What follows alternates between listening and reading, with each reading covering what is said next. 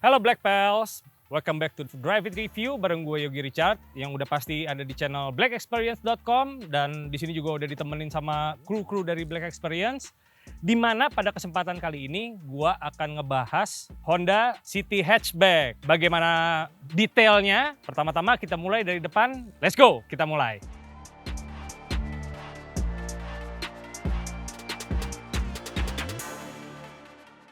Oke, Black Pals, kita masuk ke bagian paling depan. Nah, ini yang paling banyak berubahnya ya. Kalau gue bilang sih mukanya gitu, identitas dari mobil ini. Dimana Black Pals bisa lihat sendiri gitu perubahannya sangat-sangat drastis ya.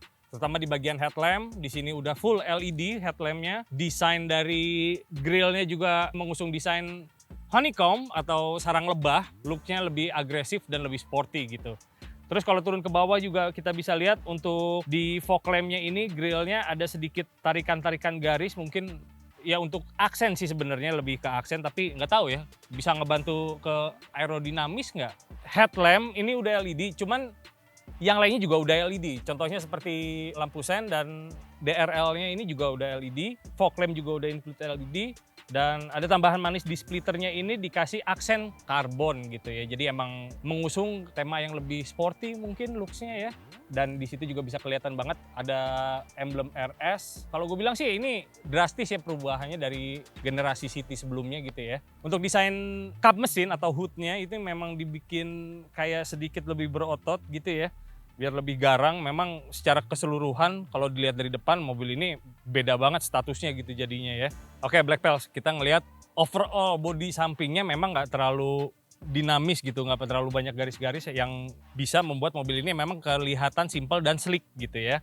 Oke, kita mulai coba dari velgnya. Ini velgnya menggunakan ukuran 16, ring 16 dengan lebar ban 185 dan profilnya 55.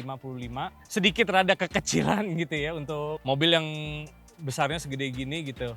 Untuk pengereman sendiri di sini udah disc brake di depan, cuman sayangnya memang di belakang masih pakai drum brake gitu. Old school, old school.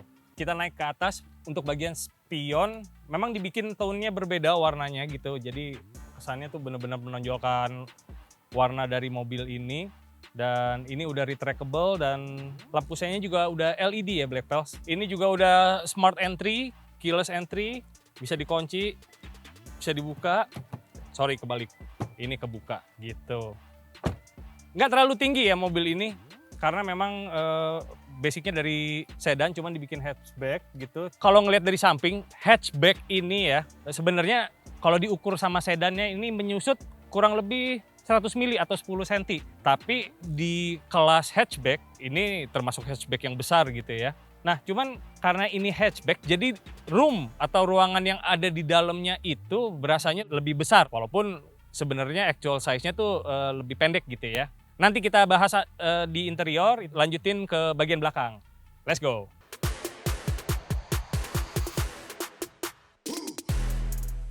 Nah, Black Pals bisa lihat ya bagian belakangnya sangat-sangat Eropa banget gitu kalau gue bilang tuh. Desain lampunya, tarikan garis lampu belakangnya, terusnya desain dari diffusernya, itu juga diffusernya udah ada aksen karbon. Dan masih ada honeycomb kayak yang di depan, jadi biar sesuai gitu ya.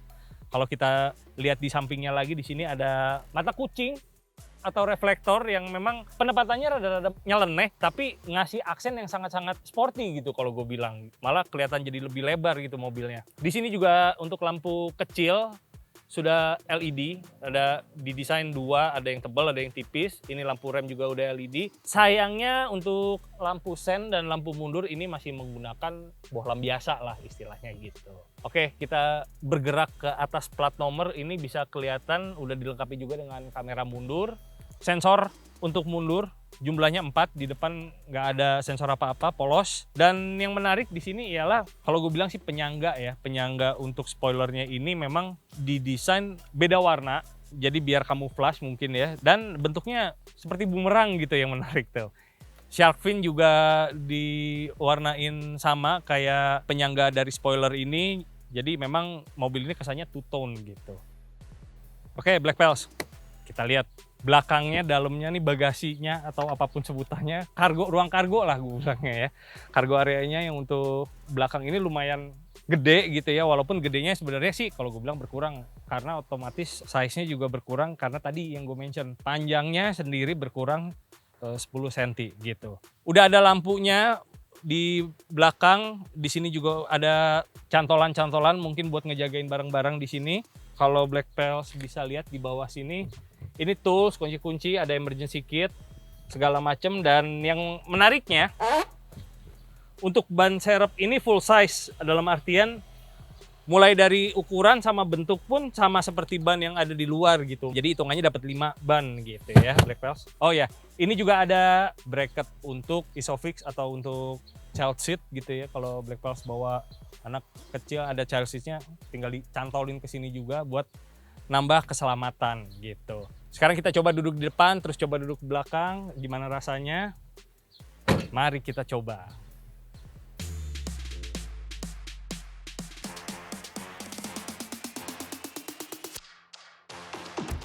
Nah, Black Pals, sekarang gue udah duduk di Honda City hatchback ini, dimana posisi mengemudinya gue udah setel dengan badan gue yang ngepasnya segimana. Ini udah cukup enak gitu ya, udah cukup nyaman.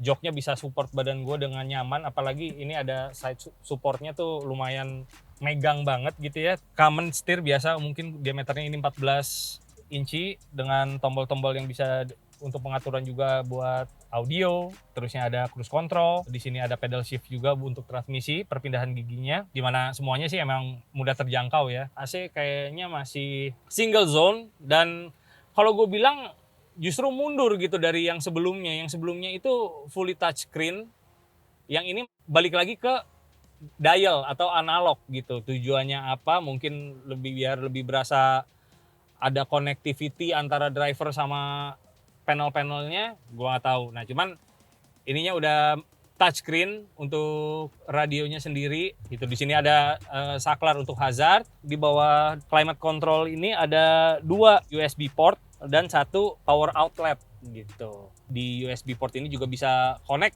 ke audionya. Ini bisa mirroring, tapi ya mesti ada kabelnya juga ya, Black Pals. Nah, ini yang menarik juga. Entah kenapa gue lebih suka rem tangan yang konvensional kayak begini gitu loh. Bukan tombol-tombol elektrik yang gue rasa sih nggak terlalu efektif gitu ya kalau untuk dipakai di kondisi jalan di Jakarta. Ini paling benar. Nah, untuk di sebelah shifter ini udah ada pilihan Econ. Secara overall desainnya sih sangat-sangat agresif dan sporty ya, gue bilang, dengan jahitan-jahitan yang warnanya dibedain karena interiornya ini berwarna hitam dan jahitannya dikasih aksen benangnya itu warna merah gitu. Lacinya yang menarik ini memang sudah disediakan APAR, alat pemadam api ringan gitu ya, menjadi salah satu standar safety yang terkini gitu. Nah, Black Pals, dari semua looks, kecanggihan, dan kesan yang sporty gitu, sayangnya untuk nyetel jok ini masih metode otot gitu atau masih metode manual gitu. Untuk height adjustment, tinggi rendahnya kursi masih di pompa-pompa lah istilahnya. Terus ya intinya sih semuanya masih manual, kiri kanan. Walaupun ya seatnya enak-enak aja sih, ngegrip gitu ya, meluk badan kita banget gitu. Untuk Infinity Mirror, oh, ada, cuman sayangnya nggak ada lampu nih Black Pals. Mobil ini juga udah dilengkapi dengan airbag ya, sebagai fitur keselamatannya. Ada 6 titik kalau nggak salah jumlahnya. Di sini ada 1, 2, 3, terus di kursi juga ada. Nah, gua nggak tahu deh di belakang ada lagi nggak. Sebaiknya kita cek bareng-bareng. Let's go. Wow. Room leg-nya gede banget ya Black Pals ya. Gila, inilah hasil dari mungkin mundurin space yang di bagasi untuk keperluan bagasi jadi sedikit berkurang, tapi look at this, room leg-nya lega banget, gue bisa selonjoran dengan nyaman, kaki gue, paha gue ya tertopang dengan baik dan benar. Headroom pun masih lumayan lah, walaupun sisanya nggak terlalu banyak, cuman ini cukup nyaman duduk di belakang. Gue nggak ngerasa naik mobil city gitu atau mobil kota. Cuman memang yang penempatan headrestnya mau nggak mau jadi sedikit asimetris gitu dengan posisi badan ya, karena ini nggak bisa terlalu tinggi keburu mentok sama atap dan plafon gitu Black Pals. Cuman overall rasa duduknya sangat-sangat nyaman, room leg-nya lega banget. ini jok depan udah gue setel untuk badan gue, ternyata di belakang wah gila, jauh lebih lega gitu. Di pilar C ini ada airbagnya juga, jadi total keseluruhan jumlah dari airbag ialah 6 begitu Black Pels. Di sini juga ada lambang-lambang untuk Isofix yang tadi gue mention, bisa buat nempatin child seat. Dan di bawah ini memang nggak ada USB port, cuman dikasih power outlet 2 biji ya. Ini juga kursinya udah foldable, bisa dilipat 60-40. Dan yang menariknya ya Black Pels, mekanisme di kursi ini dibuat sedemikian rupa sehingga pada saat kursi senderanya dilipat, ini akan maju dan akan merendah, menjadi rendah, menghasilkan permukaan yang rata untuk naro-naro barang yang lumayan besar gitu ya kalau bisa dibilang. Kalau misalnya kita handle-nya kita tarik yang di senderan, ini joknya bisa kita angkat ke atas, ini bisa kita turunin set gitu. Nambah ruang lagi gitu buat penempatan barang-barang mungkin yang lebih beresiko pecah belah, bisa diikat di sini, ditaruh di sini gitu. Ini salah satu mekanisme yang menarik buat gua, walaupun di jok tengah ini dikorbankan sehingga ya Black Pels bisa lihat lah, ini bentuknya beda, lebih tinggi sedikit gitu, dan di sini juga nggak ada armrest, bener-bener minimalis banget, dimana mungkin seharusnya bisa memuat 3 orang, tapi kayaknya kalau gue lihat ini lebih layak buat berdua doang ya di jok belakang gini. Coba duduk di sini sangat-sangat tidak nyaman nih Black Pels, kayak mungkin bisa dibilang kayak duduk di atas motor kali ya. Jadi yang disangga itu ya bener-bener bagian pantat aja gitu. Nah Black Pels, kita sekarang cobain yang namanya Ultra Seat gitu ya, dimana space-nya kalau gue bilang sih bisa 2 kali lipat, 3 kali lipat nih. Coba ya. Set, tada! Bisa muat sepeda berapa banyak nih kalau yang doyan naik sepeda nih. Coba. Lumayan spacey, walaupun ada sedikit keterbatasan di bagian atap ya. Atapnya jadi lebih rendah. Ini cukup spacious untuk bawa-bawa barang dan long trip. Ultra banget. Sip. Kita lanjut ke mesin yuk. Kita lihat mesinnya yuk. Ini Honda loh. Biasanya mesinnya ajaib-ajaib. Let's go.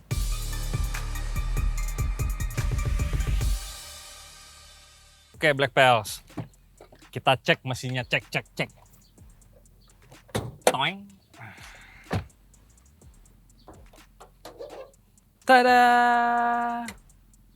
Ternyata nggak terlalu ajaib ya Black Pels. Ini masih menggunakan mesin dari generasi lama L15. Cuman bedanya dia yang sekarang ini udah DOHC, di mana torsi maksimumnya bisa 145 Nm gitu, dan HP-nya 119 HP. Ada beberapa perubahan ya, mesinnya ini sekarang menggunakan dual cam gitu. Ini juga udah menggunakan drive by wire, throttle-nya udah diatur langsung dari ECU, dan tenaga dari mesin ini dilanjutkan ke transmisi CVT. Jumlah speednya itu ada 7 speed. Di sini ada ABS, nothing much gitu ya di mesinnya, memang ya karena dari generasi yang sebelumnya. Overall masih kelihatan bersih aja sih. Oke Black Pels, kalau yang ngelihat mesin, karena mesinnya memang masih baru gitu ya, mobil baru, ini masih kelihatan bersih dan enak gitu. Cuman sayangnya nggak didukung dengan kayak gini nih, detail-detail yang kecil. Ini masih kayak ada kelihatan silen body gitu, yang ini juga masih warna primer atau anti karat gitu, yang dimana mungkin untuk nge-reduce cost atau untuk supaya bisa lebih murah. Bagian dalam dari kap mesin nggak dicat, bagian ruang mesin juga nggak dicat. Memang dikasih peredam karena mungkin concernnya Honda nggak kelihatan juga kali ya gitu. Kayaknya sekarang waktunya gue nyobain muter-muter pakai Honda City hatchback ini, nanti akan gue ceritain. Let's go.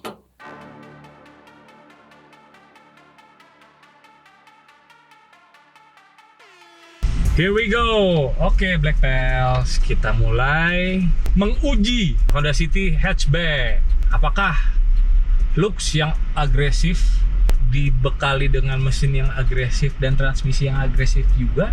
Kita akan coba.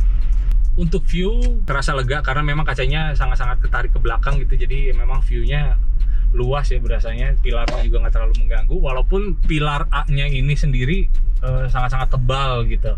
Di bawah pilar A ada tweeter yang ngebantu staging untuk audio. Posisi mengemudinya sih cukup enak, joknya cukup meluk dengan nyaman, bandingannya pun terasa fair, dalam artian nggak terlalu keras dan nggak terlalu empuk. Gue cuma sendirian, jadi bobotnya nggak terlalu berat. Akan lebih nyaman kalau fully load gitu, dengan bensin full, orang berempat lah. Karena yang jok belakangnya itu tadi ada keterbatasan. Makanya lebih nyaman buat 4 orang dan barang-barang. Karena ini menggunakan gearbox Matic yang CVT, jadi memang sangat-sangat smooth di RPM bawah. Perpindahan gigi seamless atau nggak berasa gitu ya. Tapi ntar nggak tahu deh kalau tarikannya kayak gimana rasanya, kita cobain aja Black Belts. Untuk sementara gue belum bisa nyobain karena emang jalannya juga masih tergolong padat dan masih belok-belok. Nanti kalau ada yang sedikit lurus dan lega dan bebas hambatan, gue akan coba responnya kayak gimana. Apakah seperti CVT yang dulu gitu di Honda yang lain, atau sudah ada improvement. Oke, Black Belts. Sekarang memang jalannya rada nanjak ya. Cuman kayaknya rada lega. Gue coba kick down sedikit.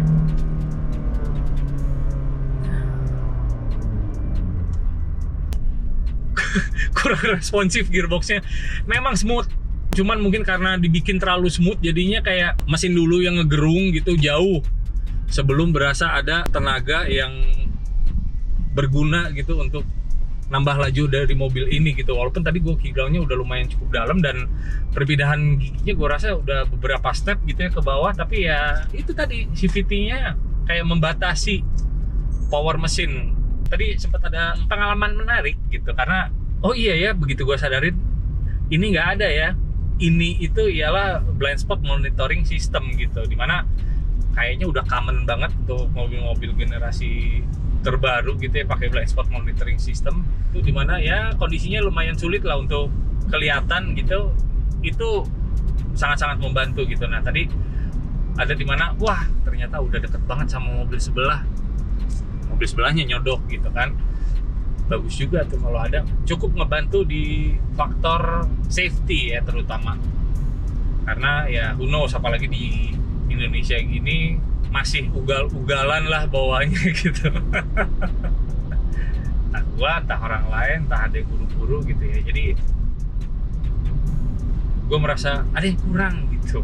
Nah untuk handlingnya sendiri, si EPS ini sangat-sangat korporatif dalam artian memang kalau kondisi speed mobil ada lebih tinggi, setirnya akan sedikit lebih berat, dan dimana kalau misalnya berhenti total atau low speed itu akan terasa ringan ya. Jadi adaptif gitu setirnya. View untuk ke belakang, kalau misalnya ngelihat dari kaca spion yang dalam yang tengah ini, untuk ngelihat ke belakang ada framing dari plafon dan kaca belakang, jadi nggak terlalu besar view-nya. Ya walaupun seperti yang tadi gue mention nggak ada blind spot monitoring system, cuman memang ada beberapa feature-feature di segi safety yang mobil ini punya, seperti braking override gitu ya. Terus ada hill start assist dan seat belt press tensioner sudah ada juga. Terus seat belt reminder sudah ada, yang udah pasti otomatis kayak vehicle stability assist ini juga udah ada. Dia bekerja sama dengan ABS dan EBD. Kalau gue bilang sih ya memang sudah waktunya lah teknologi-teknologi ini dicobain gitu ya, atau disematkan di dalam kendaraan seperti ini. Oke, sekarang udah masuk tol, gua akan coba cruise control mungkin nanti setelah speednya mencukupi. Oke, kita mulai cruise.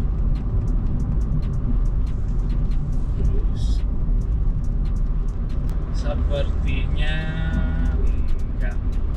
Karena ya tadi kalau secara spek ya yang kita lihat, karena memang sensor-sensornya aja di depan itu bisa dibilang nggak ada gitu, cuma di belakang doang. Jadi ya kemungkinan memang si cruise controlnya masih cruise control yang konvensional, belum bisa mengatur sendiri jarak sama mobil depan gitu Black Belts. Cuman ya nggak apa-apa lah, lumayan ngebantu. Ini juga belum ada line assist gitu, apalagi di jalan tol kayak gini lumayan berguna, ngingetin kita gitu untuk kembali ke jalan yang benar gitu Black Pals. Memang antara perbandingan RPM, karena gearbox yang tadi gue mention, perbandingan antara RPM dan speed itu kayak RPM-nya tuh stuck di situ-situ aja, cuman speednya memang nambah terus gitu loh. Beda memang sama transmisi otomatis yang biasanya ya. Di CVT ini memang dibikin smooth dan mungkin ya kecenderungannya untuk ke arah efisiensi gitu. Sedikit berbanding terbalik memang dengan agresif look-nya si mobil ini ya. Dimana depan belakang itu kelihatan banget kesan sangarnya dan image kalau mobil ini tuh kenceng gitu, performance banget gitu Black Pals. Tapi overall di tol ini gue baru ya speednya 100 dan bantingan sangat-sangat terasa nyaman. Steering juga bekerja dengan baik dan benar. Yang lebih penting view ke spion kiri kanan ke belakang enak gitu ya. Oh iya, yang lupa gue mention tadi kayak untuk instrumen cluster dia masih konvensional, cuman ada di tengahnya ada display sedikit lah untuk jam, terusnya odometer untuk bensin, tapi sisanya kayak RPM sama speedometernya masih analog gitu, masih pakai jarum biasa.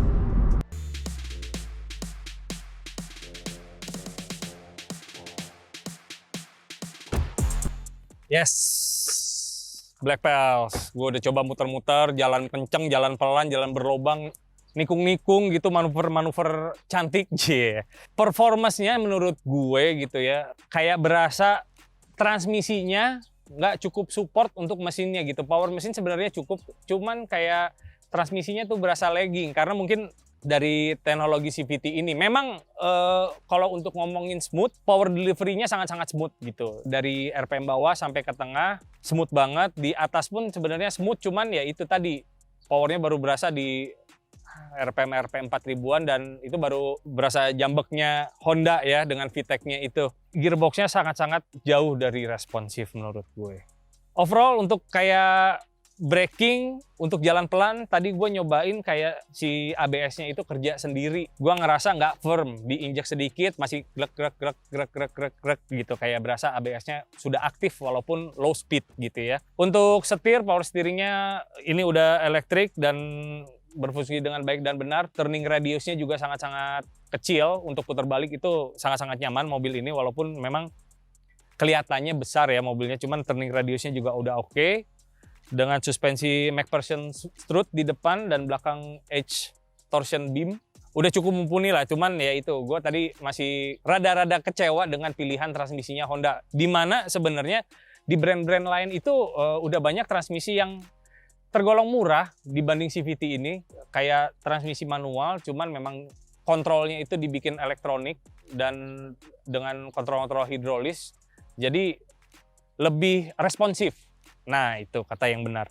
Oke Black Pals, sebelum gue sudahi review kita kali ini, gue dapat bocoran udah ada beberapa tips gitu ya untuk menambah looks dari Honda City Hatchback ini. Kita langsung aja dengerin dari Juan Motor di Bilangan Jakarta Timur. Silakan. Untuk pribadi gue, sebenarnya untuk Honda ini udah karakter body untuk City Hatchback udah tegas, sudah sporty. Paling kita memainkan di warna dan komponen-komponen kecil di karbonnya. Jadi kesan sportinya bisa naik. Nah, kalau catnya kita naikin ke warna kuning itu juga udah bagus untuk warna kuning solidnya. Karena Honda kan juga ngeluarin spoon tuh.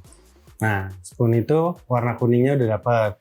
Tinggal mainin kaki-kaki body kit, ya balik lagi sesuai kebutuhan mau kayak gimana.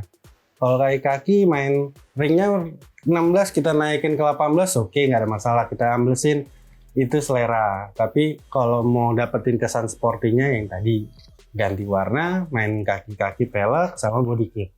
Tuh. Untuk pilihan warnanya sendiri, ini ada 6 pilihan warna ya, seperti yang gua barusan tes itu.